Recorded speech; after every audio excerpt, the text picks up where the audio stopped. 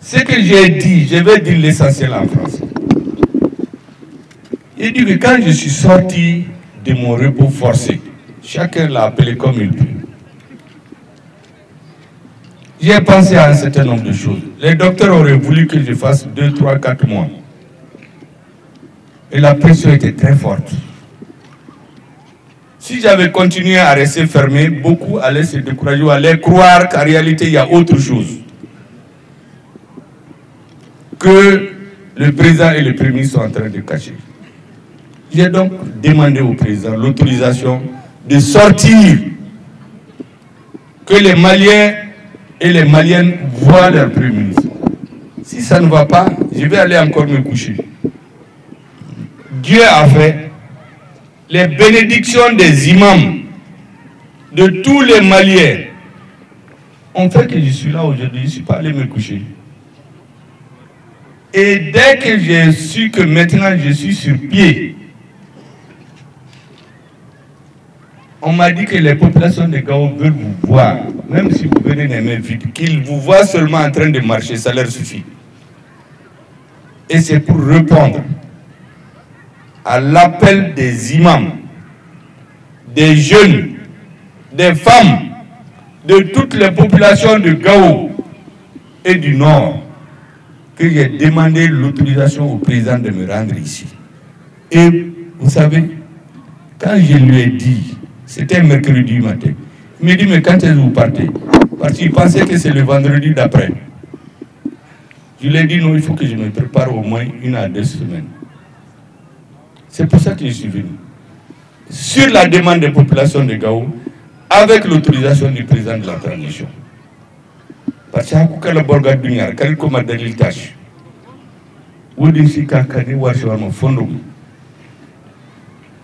c'est pour cela que je suis venu vous dire merci. Et hier, la façon dont nous avons été accueillis à Gao a montré à plus d'un que les populations de Gao et en général du Nord soutiennent à bout de bras, à 100%, les autorités de la transition. On ne peut pas aujourd'hui différencier les autorités.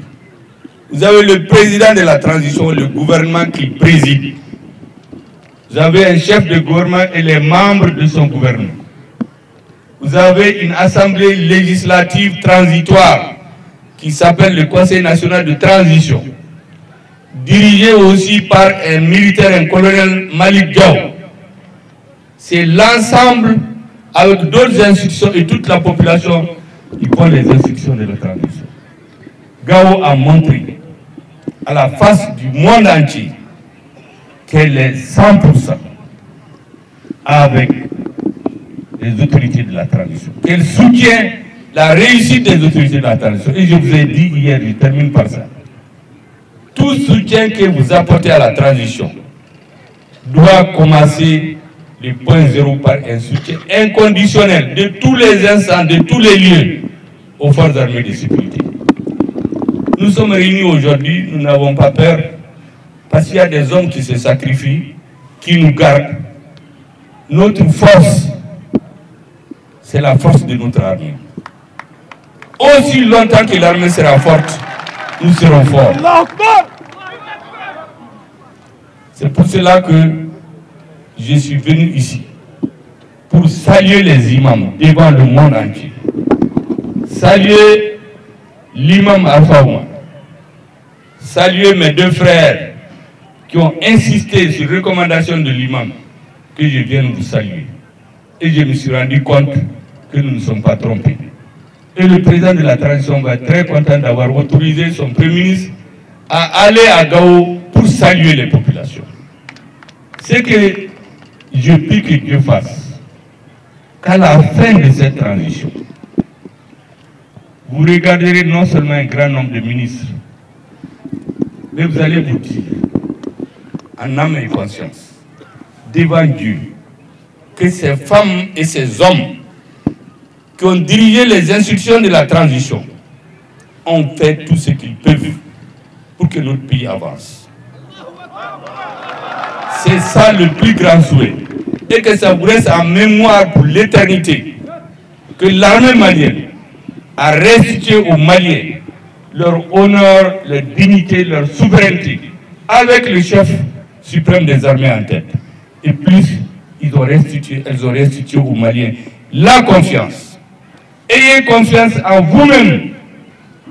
Tant que le peuple malien aura confiance en lui-même, personne ne pourra rien contre nous. Seul Dieu. Et c'est pour cela que j'ai l'habitude de dire, nous n'avons peur de personne, nous n'avons peur de personne sauf de Dieu et du peuple malien. Merci bien et à bientôt.